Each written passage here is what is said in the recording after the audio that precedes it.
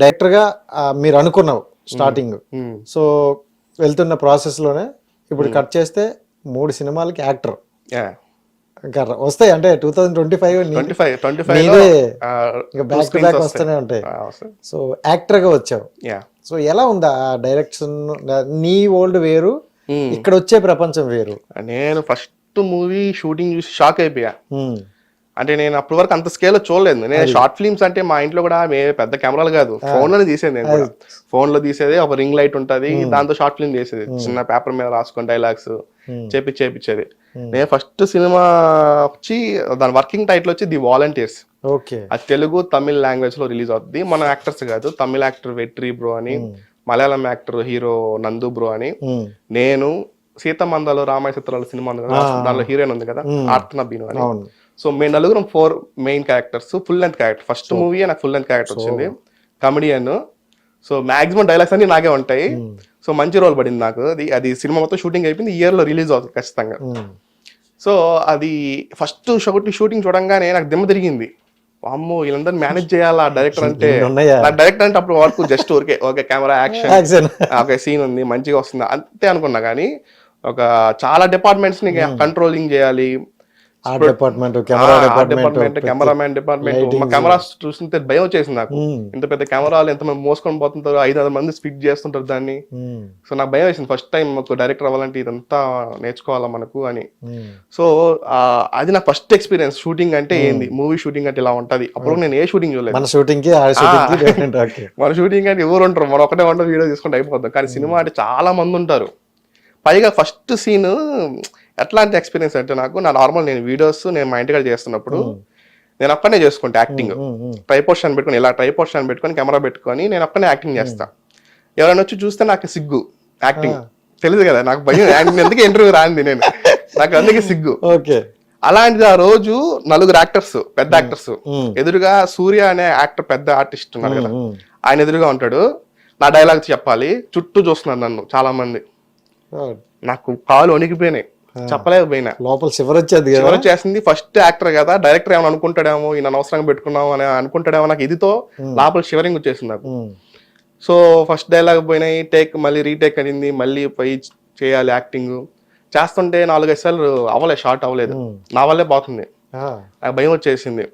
తర్వాత సూర్య గారు ఏదైతే ఉన్నారో ఆయన కొంచెం చెప్పారనమాట, నువ్వు బాగానే చేస్తున్నావు, టెక్నికల్ ప్రాబ్లం వల్ల అయి ఉంటుంది టీటెక్, నువ్వు అట్లాగే చేయను, మంచిగా చేయి, బాగా చేస్తున్నావు అని చెప్పి ఆయన సపోర్ట్ చేశాడు.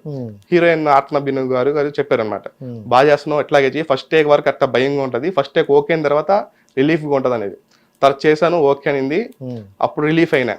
సో నాకు ఫస్ట్ డే వణికిపోయినా అనమాట. నేను డైరెక్షన్ మామూలు షార్ట్ ఫిల్మ్ చేసేటప్పుడు ఏమందో లేదే చేయండి రా అని చెప్పి నేను తిట్టేవాళ్ళని అందరినీ, యాక్టర్స్ ని. నేను చేసేవాళ్ళు.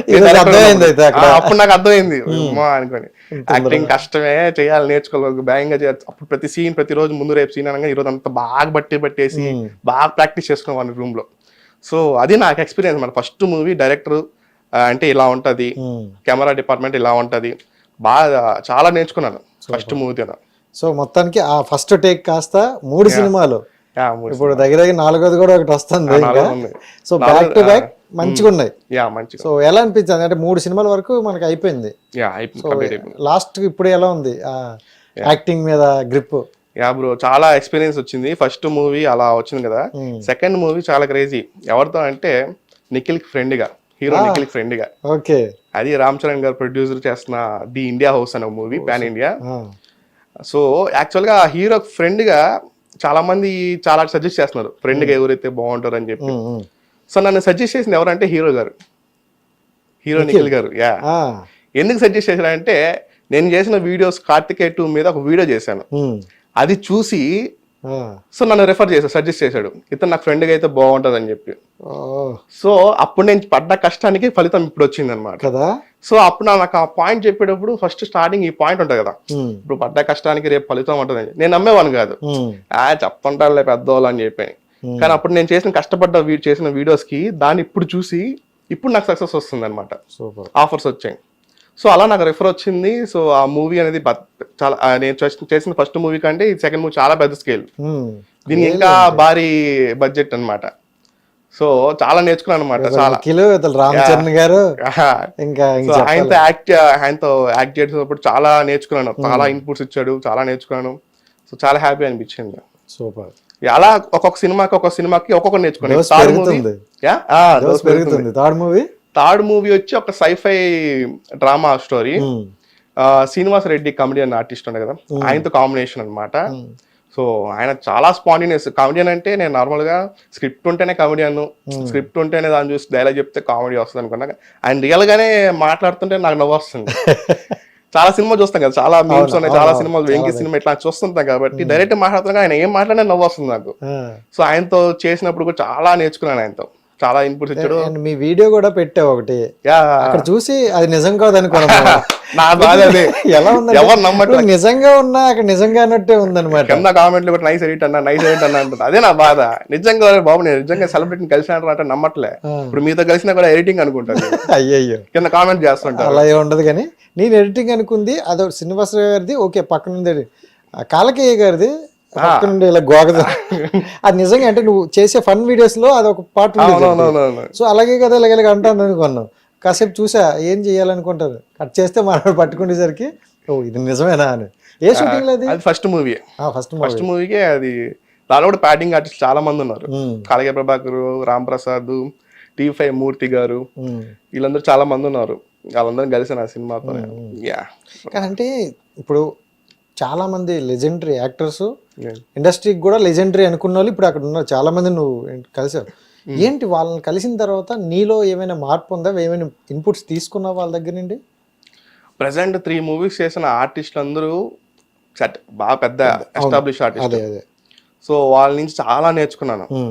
ఫస్ట్ మూవీ యాక్టర్ సూర్య గారు అన్నాను కదా, ఆయన మామూలుగా ఆయనతో ఎలా కనెక్ట్ అయ్యానంటే, ఆయన ఇంతకు ముందు మా ఊరు అనమాట. ఆయన నాడిపేట అని చెప్పి అన్నారు.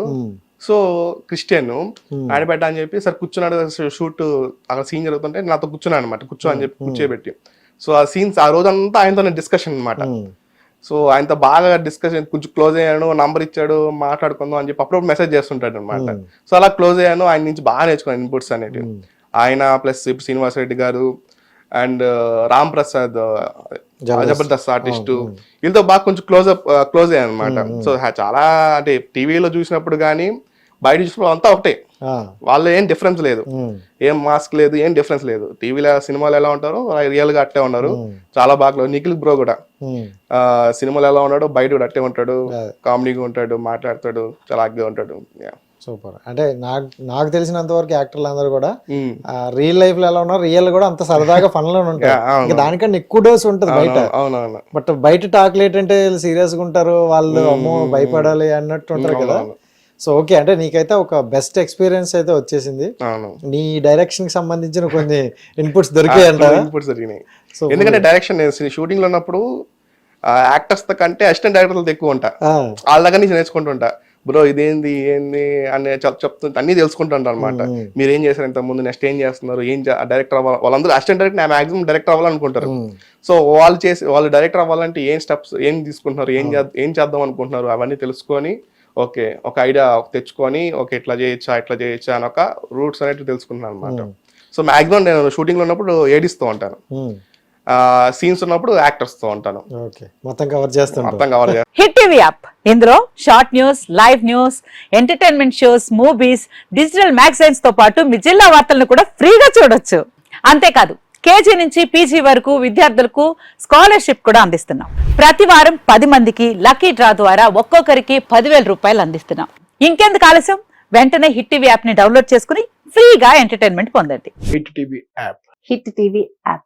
Please download hit TV app. Hit TV app ని ఫ్రీగా డౌన్లోడ్ చేసుకుని ఎంజాయ్ చేయండి. మీకు నచ్చిన ఎంటర్టైన్మెంట్ కోసం హిట్ టీవీ యాప్ ని ఫ్రీగా డౌన్లోడ్ చేసుకుని ఎంజాయ్ చేయండి. హిట్ టీవీ యాప్ ని డౌన్లోడ్ చేసుకుని ఆస్వాదించండి, ఆశీర్వదించండి. ఇంతమంది సెలబ్రిటీలు హిట్ టీవీ యాప్ ని డౌన్లోడ్ చేసుకోండి అని చెప్తున్నారంటే ఎంత మంచి యాప్ ఆలోచించండి. అమెరికా అమెరికా అమెరికా అమెరికాలో చదవాలనుకునే వాళ్ళకి విశ్వసనీయమైన పేరు మన శౌర్య కన్సల్టెన్సీ. UK లో 1 year masters, UK లో 1 year masters, 2 years work permit up to 5 years visa. Contact Saurya Consultancy. Contact 89851 89851.